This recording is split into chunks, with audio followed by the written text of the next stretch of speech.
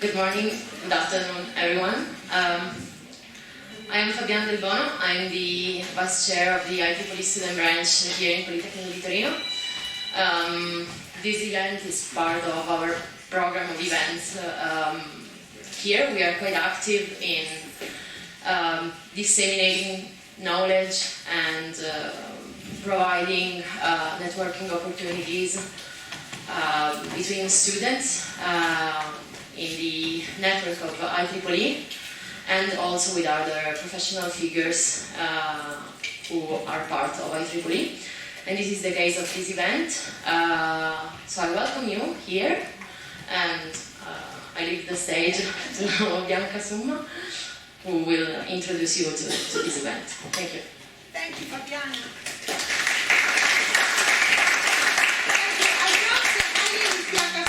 We are DNet is the dealer for IEEE, for academic, for Italy and Malta.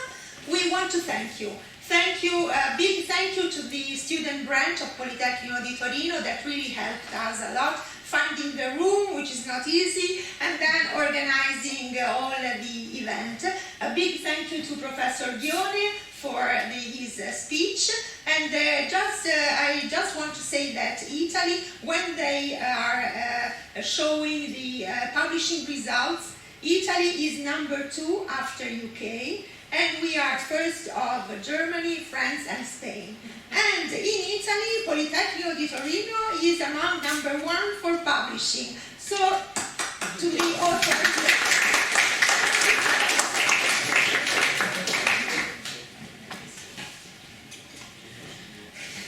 Okay, so we are recording this session for you guys, if you would like to listen again. Yeah, I think it should work. Okay, so my name is Eszter Lukacs. I am working for IEEE. I am a trainer. I do a lot of outreach for students on how to search in IEEE Xplore, how to publish articles. So I would like to give you a short introduction on how to get published at IEEE journals and use the open access option. So you can publish your journal articles as open access for free, because there is a big agreement between IEEE and almost all Italian universities where you have the option to publish your articles as open access. It's included in our big national agreement. So those of you who maybe have not heard about this organization, IEEE stands for Institute of Electrical and Electronics Engineers. We are a non-profit membership organization, and we have several thousands of members in Italy. In fact, IEEE has a very strong and very long relationship with engineers in Italy, and we publish journals, we organize yearly 1,800 different conferences, some of them are organized by your university even, and we also develop technical standards. Everything what we publish is available for you in the IEEE Xplore Digital Library. It's included in your digital subscription because your library is financing this from the library budget. So you have access to the content, and obviously everything what we publish is peer-reviewed, vetted. Professor Ghione will explain a little bit what peer review means, or what his suggestions are for peer review or passing the peer review. But we have a lot of high-quality journals in the field of electrical and electronics engineers, telecommunication, computer science, based on the impact factor of the journals. Is this something important for you? So most of you are PhD students. Is an impact factor of a journal, is that important for you where you publish, or it's not important, you just look for something else? So So I'm just kind of curious, what is your opinion on the impact factor? Okay, so maybe we will discuss with the pizza the impact factor. So IEEE has, in these disciplines, electrical engineering, telecommunication, and so on, computer science, hardware, we have the most top quartile journals compared to any other publisher. Okay, so we have altogether in these disciplines, not in all disciplines, in these disciplines we have the most. And since this year, we have more and more fully open access journals with impact factor, journal impact factor. So you have different options to publish your research results in either fully open access journals, or I explained to you the hybrid journals. And Italy, okay, this is maybe not visible, but this is the usage of IEEE Xplore Digital Library based on countries in the region Europe and the Middle East, but mostly this is Europe, yeah. And Italy has a very high, no, Italy is missing here, no. But no, this is what I wanted to show, the publishing output. So this is the region in Europe and Middle East, and Italy is second after the UK to the number of published journal or magazine articles, and this is the data from 2022. And you can see in green the number of open access articles compared to blue the number of closed access articles. And this is from last year. This year it is probably the percentage will be much higher, because according to this agreement with the IEEE, you can publish, and authors in Italy can publish much more open access articles. And you see some countries like Finland has publishing many more open access articles compared to closed access. Okay, but Italy is really, after the UK, the second biggest country in Europe with the number of papers. And I was trying to find out all the publications from Politecnico Torino in IEEE Xplore, and I have more than 11,000 conference papers and journal articles. So that's huge. That's really a lot of publications. And I will not go into details on Xplore, because it's not a search session, but what is important for all of you who are interested to get published, you can create a personal account in IEEE Xplore to automate searching, to save citation alerts, and later I will show you a free tool what you can use with this login. If you are already an IEEE member, you can use your member login. But you don't have to be a member to get published with the IEEE, of course, and you don't have to be a member to get access to IEEE Xplore, because your library is financing this digital library. And if you publish a lot in IEEE Xplore, you will see for yourself a profile, author profile, which gives you an overview about all your publications, in IEEE Xplore, the citation information, and your last biography, the last published article. And I wanted to just quickly mention, because it has been discussed by many authors, what to do when you would like to cite or use artificial intelligence generated text in your article. How many of you are working with these type of tools to, many of you going to use at some point later, artificial intelligence related text or data. So what is important, and I think this is in other publishers very similar, you have to disclose in the acknowledgement section in our publications if you have used portions of the text generated by artificial intelligence, and you have to cite that tool, just very similar as citing a software. This is the IEEE citation style, and how to cite, for example, ChatGPT, if you have used to generate text, okay? you have to disclose, mention that you're using which one, and you have to include that into the citation. Okay. I will quickly move forward and give you a key summary of this open access agreement. How many of you have published an article as open access, or you're planning to publish open access? Please raise your hand. Okay, some of you. So what are the benefits of open access? It is very, very simplified.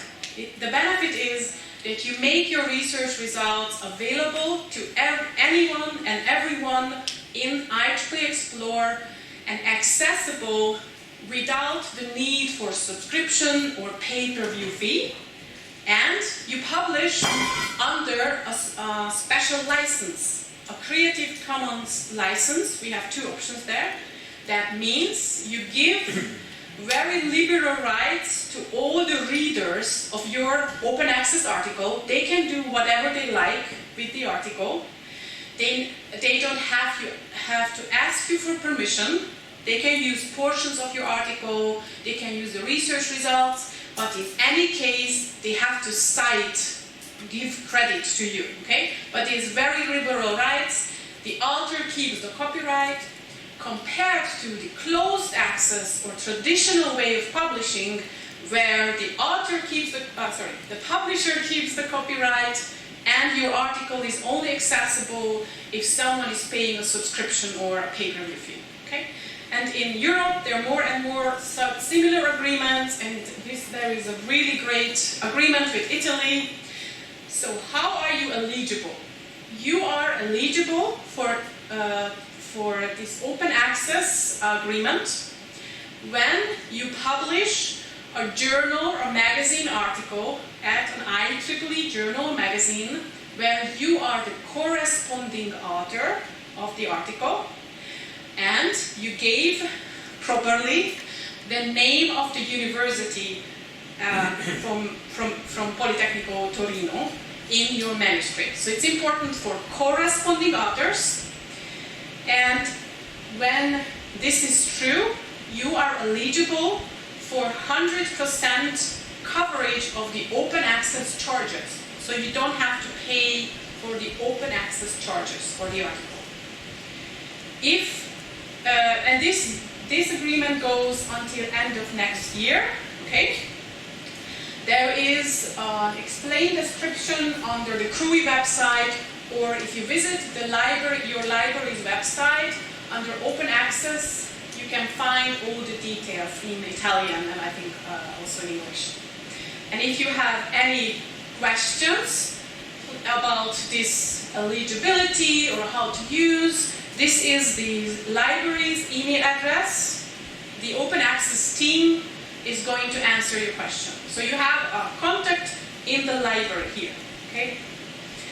What is not included in this agreement are overlength charges. So that means when you're using more pages than the standard long length of an article, these are not included or not covered in this agreement.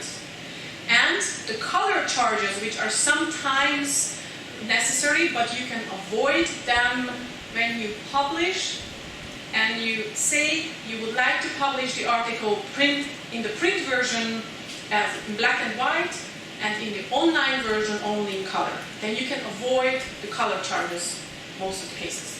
And the overlap charges you can avoid when you're not using more pages than the standard. So these are not mandatory charges. You can avoid them. What is mandatory for open access is the open access charges, but those are covered for you 100% under this Italian agreement. If you are the corresponding author of the article and you are using the affiliation of Politecnico Torino, so not another, let's say, company or I don't know, that's important. Okay, are there any questions on this? Yes? Very good question. This will be hopefully renewed, we really hope, continued. Yes. If not, then it will. No, it will. Because, yeah. The agreement is 3 years, 22, 23, and 24.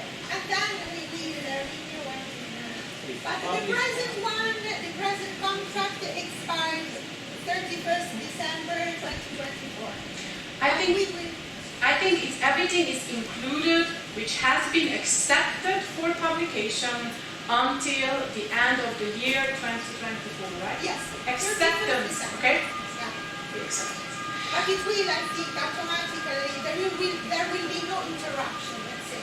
Yeah, hopefully. Hopefully. Yes. So you have different options to publish open. Yeah, sorry. You were saying that the corresponding author has to be any condition on the other authors? No. Or, No, the corresponding author, the only requirement, the corresponding author has to be affiliated with this university. Yeah. But the secondary can be from, or sorry, not, we call them contributing authors. They can be from other. and obviously you're saying it's automatically and so on, but if the name of the affiliation is wrong, Yes. If the name of, okay, I will just jump to this section, how we do okay, you it. can say it later. So, we use two different criteria to identify the eligibility. First is the name of the affiliation, and there you have to be careful when you enter the name of your Politecnico Torino to always select a name variation from the suggestions. Don't create another one. Because if you create another one, that is not connected to a so-called Ringgold ID behind the scenes. But if it doesn't match on the Ringgold ID, we use your email domain as a secondary way. So don't use the private email address. Please use the institutional email address, polito.it. Is that way? Do you understand? So either we first always check the affiliation name. If it doesn't fit, then we will always second check the email domain. And that has to be polito.it. And this is still in the IEEE site, or is already in the right link, or in the ABC? This is, we are using an online submission, well, we are changing our online submission a little bit, but we have a separate submission tool. We usually use Collateral Manuscripts or our own tools, but this is plugged into RightsLink.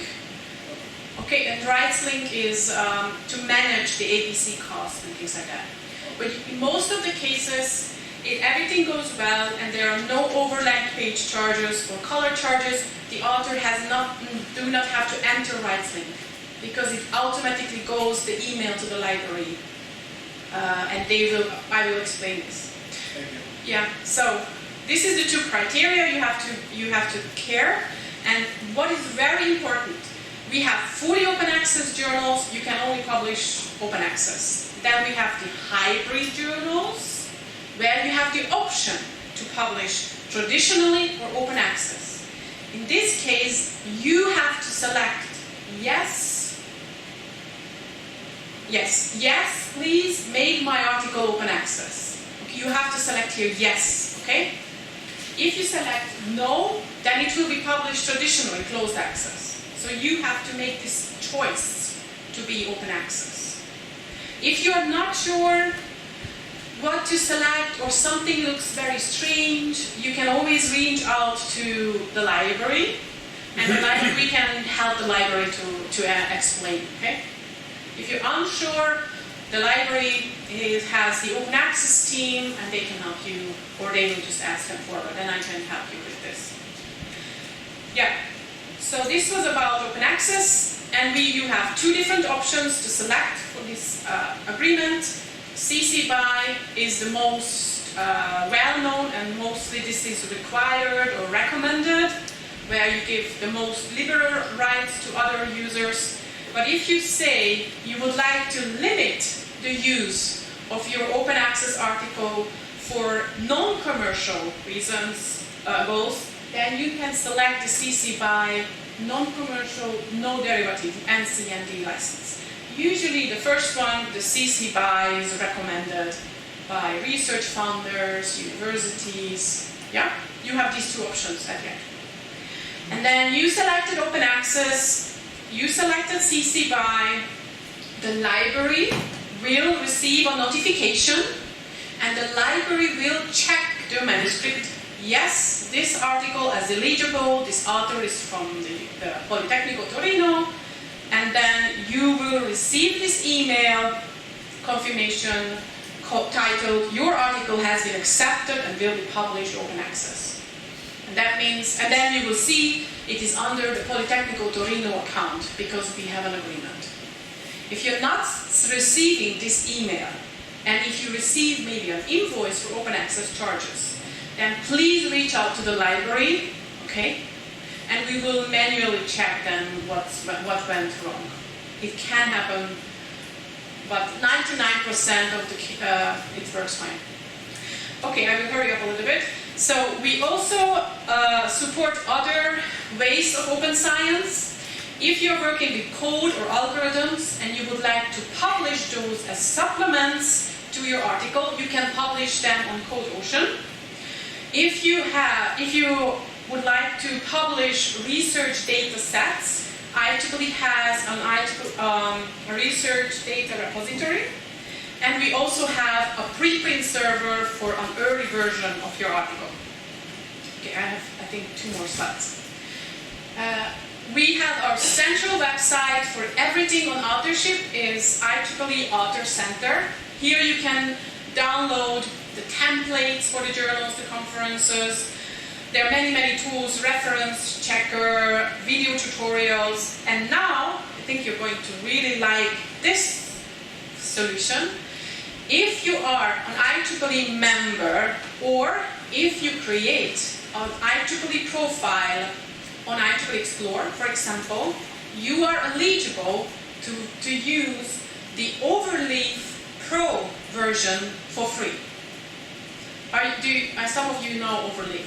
So Overleaf is meant to collaborate on a manuscript, but if you log in or use your IEEE login, okay, on Overleaf, you should be eligible for the Pro version, okay, for free. Okay.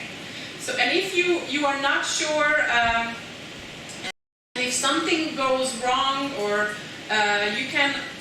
or it doesn't work, then you can reach out to our Overleaf's customer service, and they will help you to kind of log you in, or you can reach out to authors@IEEE.org, and they can help you what to do. Sometimes it doesn't work, but it should be working for all IEEE authors.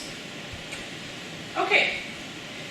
So, I will share my slides. We will share all the slides with everyone who registered. And we will now continue with the presentation of Professor Ghione. He is IEEE Live Fellow. That means he has been a member for many years of the IEEE. Too many. Yes. And he is at the Politecnico di Torino at the Department of Electrotechnica and Telecommunication. Elettronica e Telecomunicazione. And he has authored and co-authored more than 350 research articles and also 4 books, not just with the IEEE. And he has been associate editor and then editor-in-chief of the IEEE transaction on electron devices. And he will give us now very good recommendations for all of you how to be so successful in publishing. And now, yes. Thank you.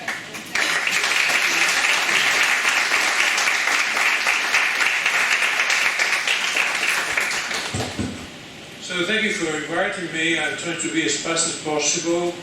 Sorry for my voice, but I've been several hours lecture before, and okay, that's me. Not very important. The most important thing here is the fact that I've been involved in IEEE publishing from the associate editor side, and finally as the editor-in-chief of the IEEE transaction on electron devices. That is one of the main historical journals of the Electron Device Society to which I belong.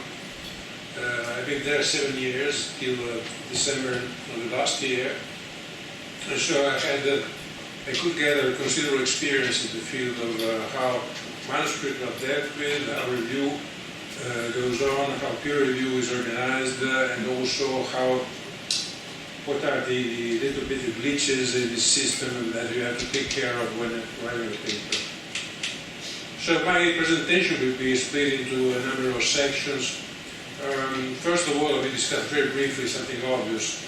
Do we have to publish on a paper on a journal, presented in a conference, and how can I select the journal? Then something very trivial, how do you structure the paper? With some more in detail on something which is comparatively new, which is the additional material in policy. How is the submission process and the peer review working? Why sometimes peer review looks very negative to the author. Authors get very angry sometimes against reviewers, and sometimes they also write. But despite of this, the peer review process, in my opinion, is always improving the papers. And then 2 points, importance of ethics in publishing, and finally the so-called predatory publisher, which I have a theory about them, and also I'm trying to express some personal opinions, and it is a good point and a gray shaded region. So we start from publishing choices. Of course, if you want to publish your paper, your research on a publisher having a good reputation, you look at the quality of the journal, you look at the impact factor, you look at the fact that the journal is indexed, that it has, let's say, well-recognized peer review policies, and then, of course, the platform. You don't want to publish in a journal which is online, and then after a couple of years it disappears. On this side, IEEE is certainly a good publisher in the sense that most of the journal of IEEE has a good reputation, they have a good policy in terms of how to handle the authors. They are stable in time. You can find on IEEE website today papers that were published more than 60 or 70 years ago. So it is definitely a good idea if you want to have something stable in time and solid. Then, of course, within IEEE you have to pick your target publication. There are tools for that in IEEE to select your publication according to the keywords. They do not always work fine, in my opinion. So the best thing to do is to go to your community, ask your supervisor, ask your colleagues, and decide whether or not to submit to one journal or another one. Take into account that many journals have overlapping scopes. On top of this, some societies publish several journals, like IEEE EDS, the Electron Device Society. You have transactions, but you have also the Journal of the Electron Device Society. It is an open access only journal. Then you have the Electron Device Letter, that is letter. Then now you have a magazine, which is a quite different form. So to conclude it, you have to be careful about how to select your target and avoid sending your paper to a review or a journal that has nothing to do with your subject, which sometimes happens, in fact. About the journal or conference choice, well, there are many criteria, of course. Conferences are made to present research, not necessarily the final one, but also preliminary result. And they have value anyway to the networking, to know people around, also to look at what other people do. And it is a sort of more interactive way to do things, which can also be interesting if you select a nice venue for the conference, of course. But anyway, so the idea is that if you have one completed work, the result of a PhD thesis, something like that, that you are not content to publish it in a conference, but you want to publish a paper. The paper, of course, there is a sort of criteria by which you can go and do several conference papers. Today, in each conference paper, you try to point out what's new in your research with respect to the previous one, and then it is widely recognized that you can finally send a full paper to a journal which summarizes the results already presented in conferences. Of course, be careful, because if you have already published something in a conference, an IEEE conference, you have to ask permission to recycle figures or this sort of stuff. So there is some cautious you have to be cautious about how you recycle your own information. But anyway, you have a wide selection of IEEE conference and journals, so it is just a matter of choice. Open access was already mentioned. Well, personally, open access sometimes is compulsory in the sense that you have a project, you must publish the result under the open access clause. The fact that you have now possibility to publish open access for free is also encouraging this. And personally, I think that the open access has just advantages today, so it's difficult to pick up any weak point apart from the fact that sometimes you have to pay for it.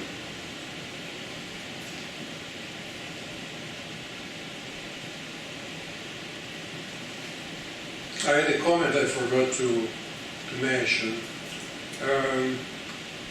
If you want to publish conference papers in many disciplinary fields, including the one I am working in, electronics, it is widely felt that a conference paper is less important than a journal paper. This is maybe a misconception, but sometimes it is so. In other regions, I'm told it is not so. In other disciplinary fields, I'm told it is not so. Take into account that many IEEE conferences are extremely selective, highly selective, so they have rejection rates something like 80 or 90%, whereas typically the journal rejection rate is between 40 and 60%. So even despite this, also in the national competition kind of field, I think that you should have a correct balance between journal and conference paper. If you just count on conference papers, it is not a good idea in my opinion. About paper structure, well, I'm not insisting too much on this, because if you're living in a scientific community, you know very well what are the terms of the problem. I'm stressing a few points. The title should be something at one time recalling the attention of the reader, and another story is that it should be clear enough to make the reader and the reviewer understand what you're doing. So one example of bad title is a title full of acronyms, abbreviations, words that only you and a few colleagues of yours are able to understand without looking for Google. The abstract as well should be a summary of the paper, which should tell more to the reader what it is all about. It is also a good way to understand if the paper is interesting for a reader or not. Then, of course, you have the introduction, you're describing your methods, you put the result, you discuss them, you conclude them. The conclusion is not an abstract in the past tense, by the way, nor is the abstract the conclusion in the future tense. So it should be reasonable. And then you have references. Now, a couple of remarks. The introduction, okay. The introduction used to be in the past, past means 30, 40 years ago, quite concise and to the point. The number of papers written today is huge, so the trend is today to increase the volume of the introduction and try to summarize the whole literature on the subject. This is, in my opinion, not the correct thing to do. So you should try to pick up from the literature the papers and the traces that are really important for your work, not to try and summarize the whole science on the subject.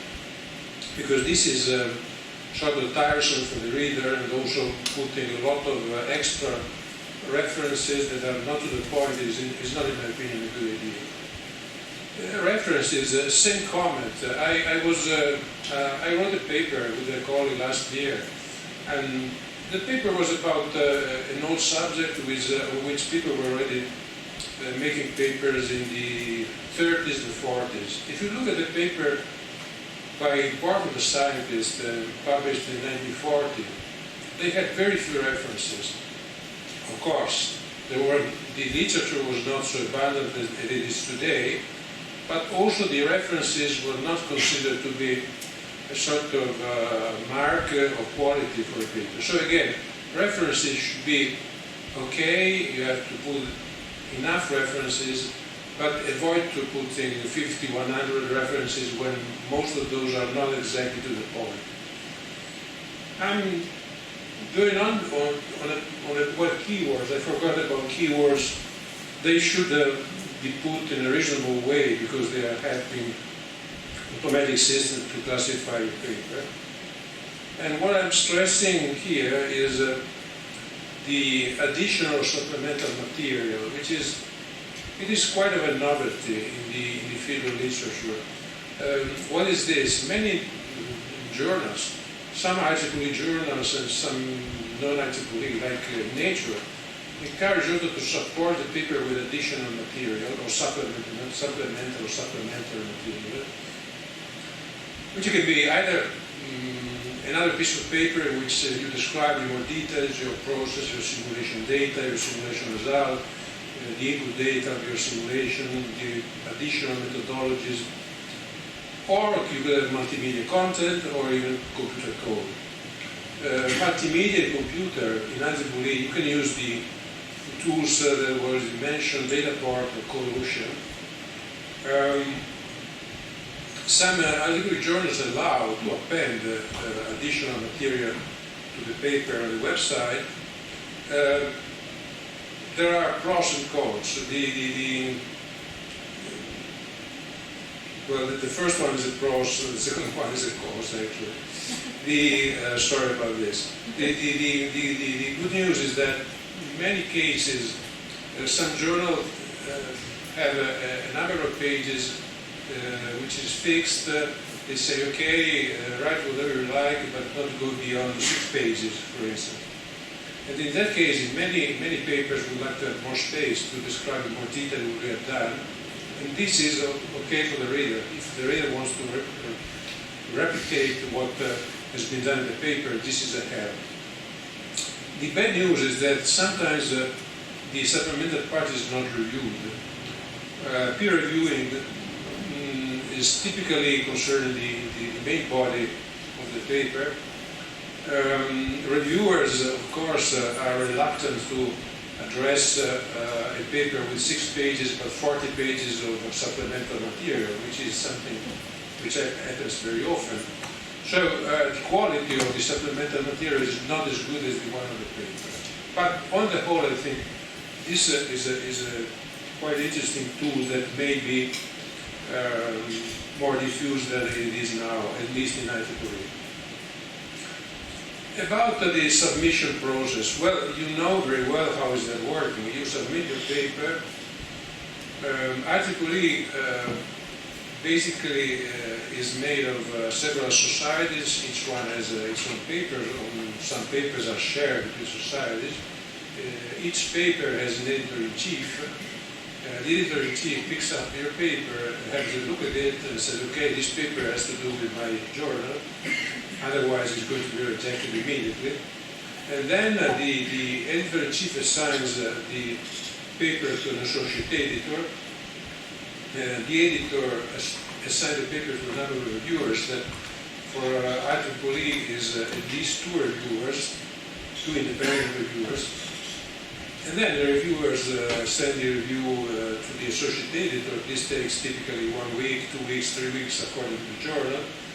The associate editor makes a recommendation to the editor-in-chief, and the editor-in-chief makes a decision which may be accept immediately, reject, submit somewhere else, and so on. So the important point in this, of course, is peer review. Peer review is, if you like, today the main bottleneck in the publication process. Bottleneck means that in order to find enough good reviews, because of course you may receive a review which is superficial, so it doesn't count. So good reviews are difficult to obtain, and this is slowing down the process a lot.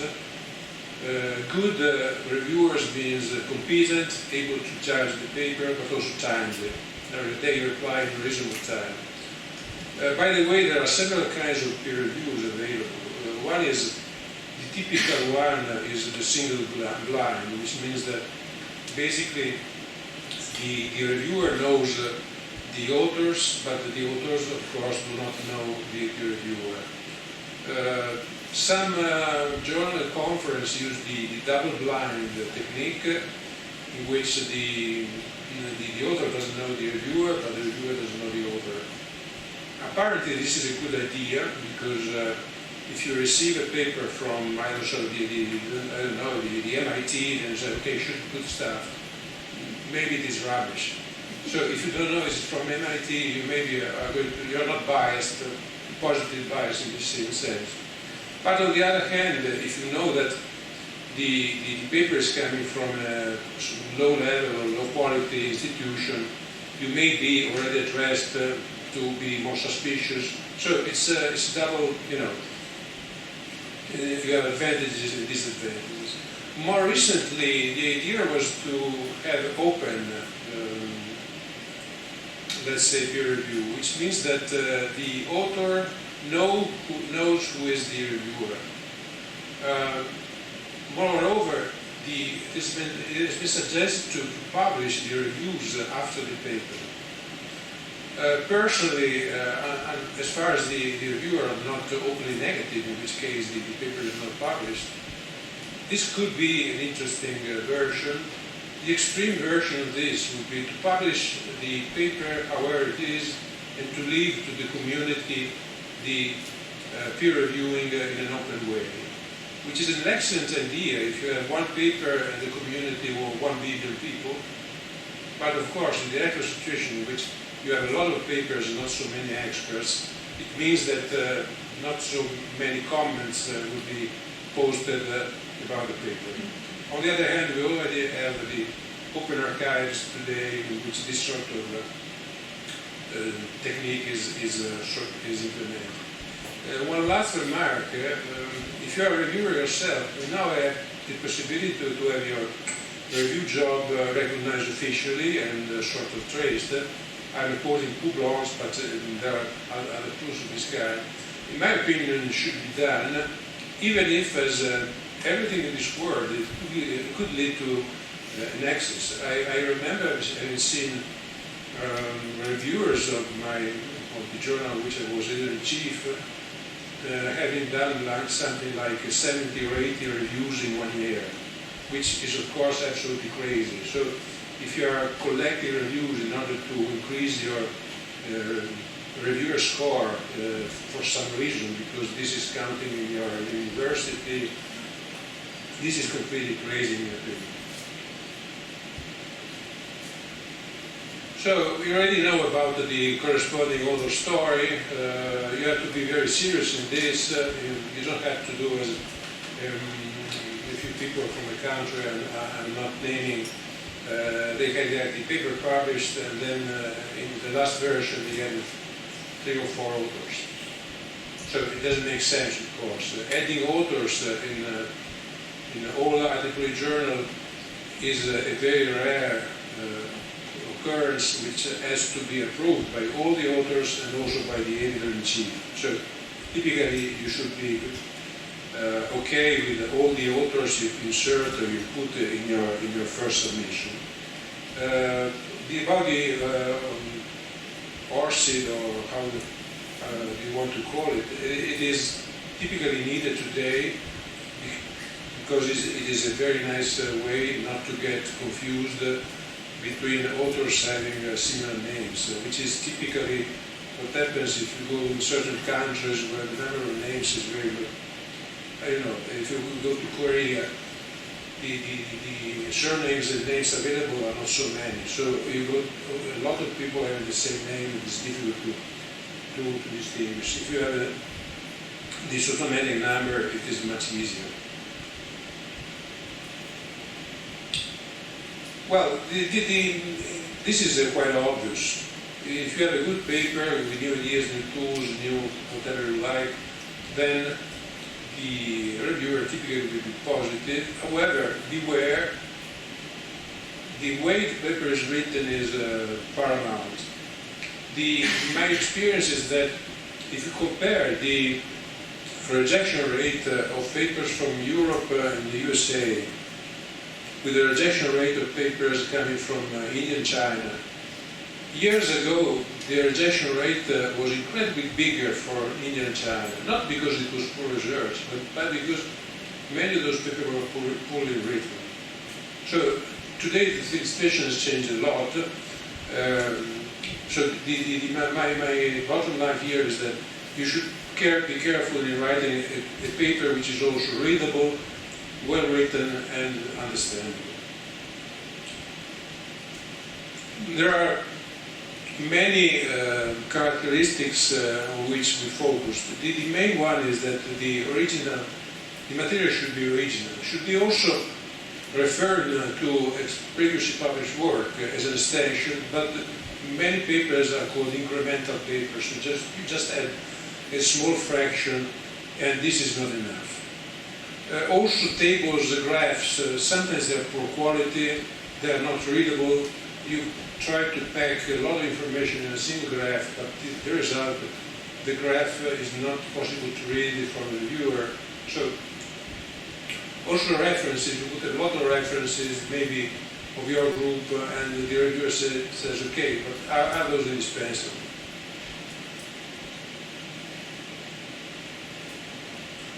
Why reviewers reject papers?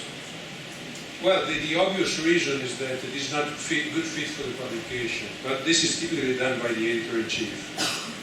Then it is a poor paper, scientifically speaking, or it is even unethical, and this is something, it has plagiarism. By the way, plagiarism, be careful, because plagiarism now is checked by automatic tools. So if you plagiarize a paper, it is immediately known to the editor-in-chief, who may reject immediately the paper, and if the plagiarism case is light, in the sense that you do some rephrasing, some slight changing, paraphrasing of sentences, the editor-in-chief may tell you simply, well, please arrange those sentences that are taken from another paper.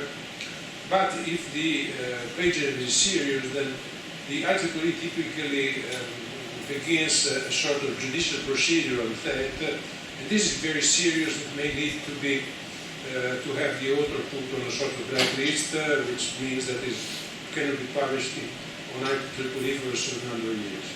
So this is to be taken extremely seriously. Poor structure, poorly written, I already mentioned.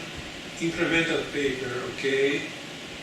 The quality is not good enough for the journal. This is a funny thing, in fact, because you make research, you write a decent paper, you are doing things seriously, but the level of your research, though correct, however correct it is not good enough for the journal. This is particularly true if you try to publish in a journal like Nature. Nature, either you write a Nobel Prize paper or you are rejected outright. They're extremely selective, so they don't look if the paper is particularly correct, or it should be a great paper, it should be a sexy paper, it should be interesting for the audience, it should be a gold medal. This is not the same for IEEE. IEEE does look at the gold medal series, but very often we get papers that are clearly not good enough for the journal in which they are sent. So typically the suggestion is or to try and do something better, or to try and submit to a journal that for many reasons doesn't have the same, I wouldn't say quality standards, because that's a bad word, but I mean, that can publish also research, and this is not really so bright, so brilliant, so first level. A subspecies of this quality not good enough instance is when you get a paper that is correct, but you don't see any practical impact. So I'm just taking an example taken from my experience. Today, you can simulate numerically electronic devices very easily through commercial tools. You can invent new devices very easily, putting together simulations. You can also show that your devices are marginally superior to something which has been published in the past, but 900% of the case, the devices you're inventing are not technologically feasible because they involve the processes that are unrealistic because you don't have the technology, you haven't tried them. And so those papers are kind of simulation papers in which I've also written an editorial in the translation on electronic devices, and they are correct but completely worthless. Which is a pity because a lot of people have been working on those, and at the end of the story, the work was done completely in vain. I'm moving on. Importance of ethics in publishing. Well, obviously, conflict of interest, author attribution should be used carefully. The concept of author, you should put all the authors in who have cooperated with your paper. You should avoid quoting other people's words without quoting the source. The contribution, of course, of the author should be well stated, so it should not be extremely marginal. If it is extremely marginal, you could be able to acknowledge their contribution in the acknowledgements, but not as an author. And finally, plagiarism is a very dangerous thing today. Remember that every time you quote another person's material, they may be formulas, they may be graphs, sentences, whatever you like, you should quote the source, and if the quoting is verbatim, you should put everything between, double scores, to make it clear this is quoted from a certain source. Today, we have several tools. The last one, I think, is cross-check, which automatically makes an analysis of your text, of the text of your submission. And basically, it is catching any kind of deliberate plagiarism. Sometimes plagiarism is, as I always said, sort of light in the sense that you're using a sentence that is typically used in that case, or, for instance, just to make an example, many experimental papers for the same group, they use the same technique. Now, the same technique are described in the same word, so at the end of the story, the plagiarism check tells you that, okay, you've done experimentally this sort of procedure, and you've also done it in another paper of yours. And this is, of course, not very significant. There is no, bad meaning in this sort of behavior.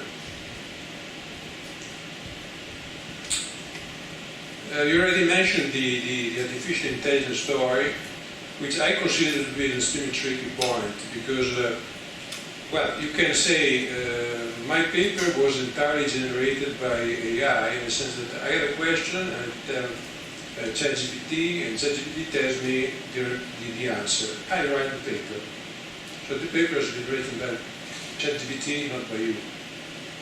But in other cases, you can say, okay, I have a sentence, I don't like it so much, I would like it arranged, so I write to ChatGPT. ChatGPT is giving to me an improved version of the sentence. So who wrote the sentence? It's you or ChatGPT? So I'm not really sure about this. I'm quite sure that if your content is being supplied by artificial intelligence, you should be declaring this. If you have arranged your sentence like a spelling tool or spell corrector in Word, that's not really the word. But it's a moot point because artificial intelligence using this sense is comparatively new. Duplicate submissions. Okay, there is a check when you submit to IEEE. You should, of course, avoid to submit same papers to two different journals. It has been happening in the past. but also to submit a paper which is sort of incremental. And notice that some IEEE journals have specific rules about the minimum amount of material you need to, when you submit an extended version of the conference paper. For instance, in the transaction on electronic devices, the rule was that you should have roughly 1/3 more material with respect to the conference paper. So publishing, what this slide called an evolutionary publishing process, is okay, provided that each step is a considerable step with respect to the previous one and not exactly the same stuff stated in a different way.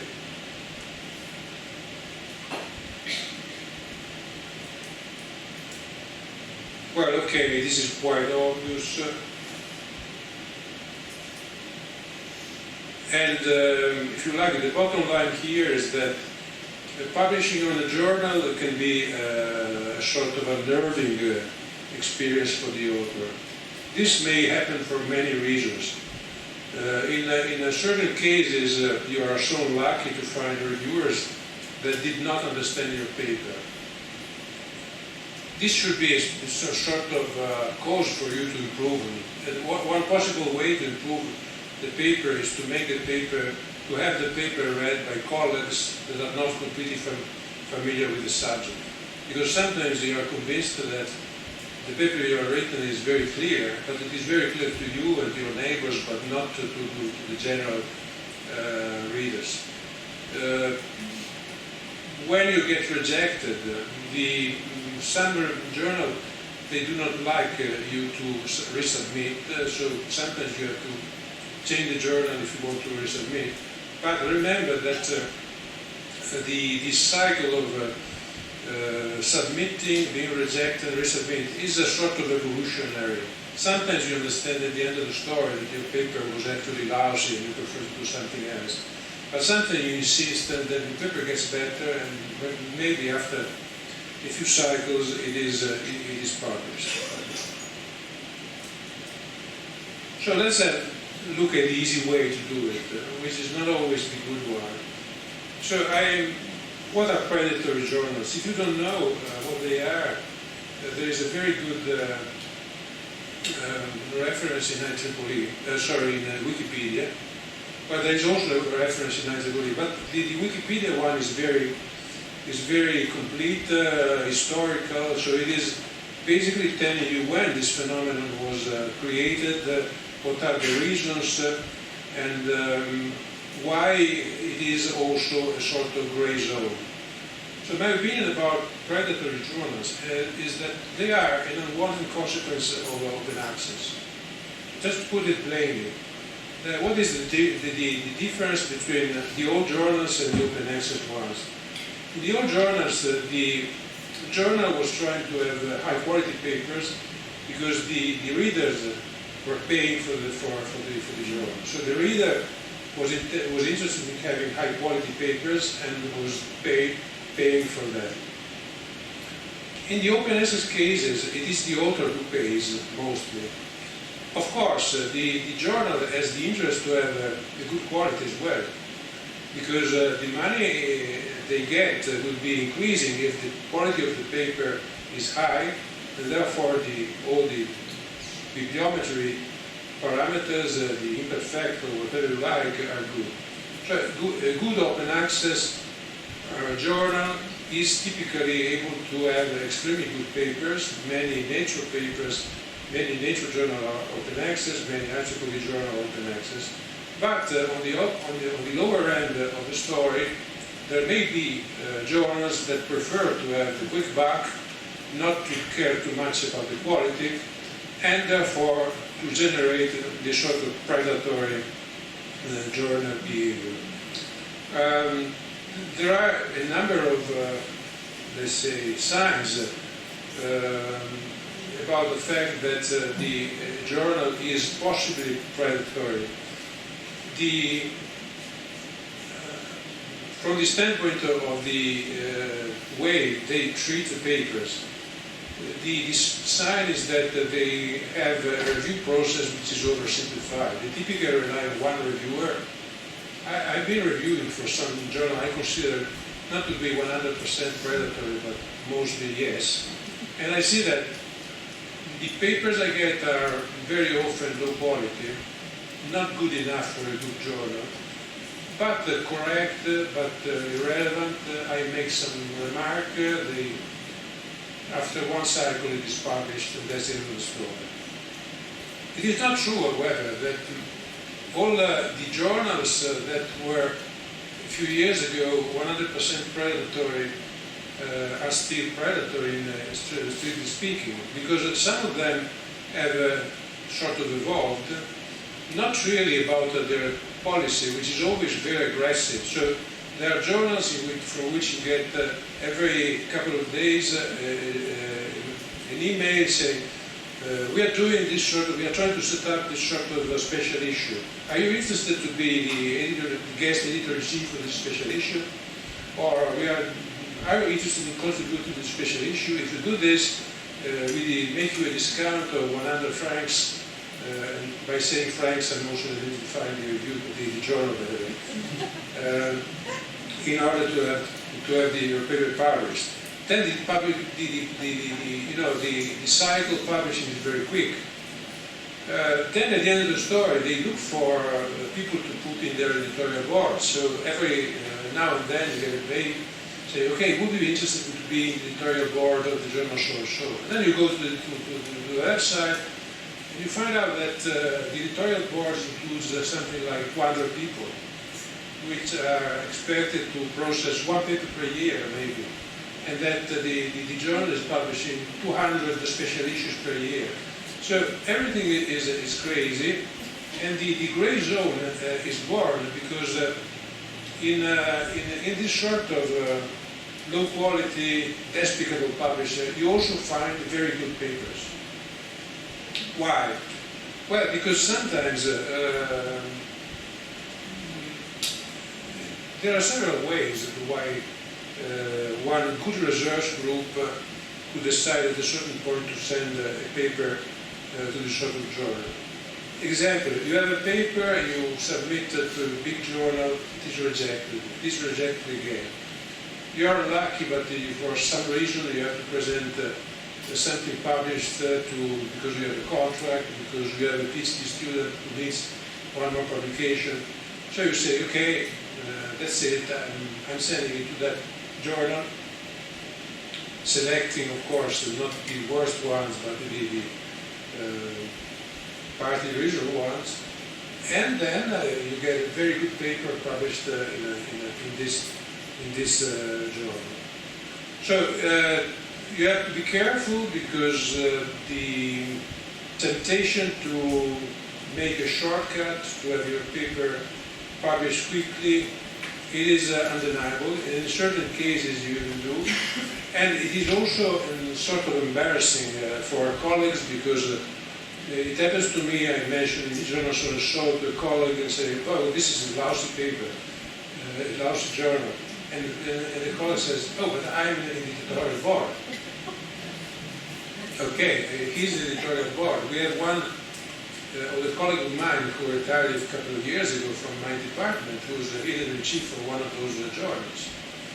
He's publishing, of course, the journal, both good and bad papers, but my opinion is that even if most of those journals are in the gray zone, meaning that some of the most uncredible ones were discontinued, you have to be careful, definitely. Take into account that one single paper on a bad journal could be a disqualifier of your whole career if you finish in a sort of board of people who are judging you, and one of those is absolutely against those journals.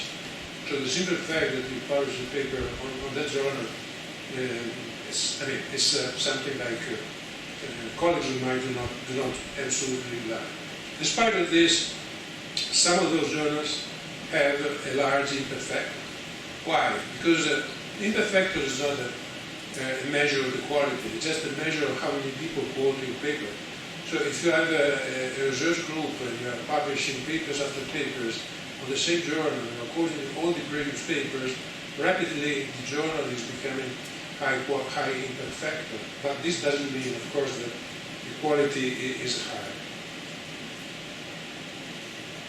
Okay, so I'm concluding.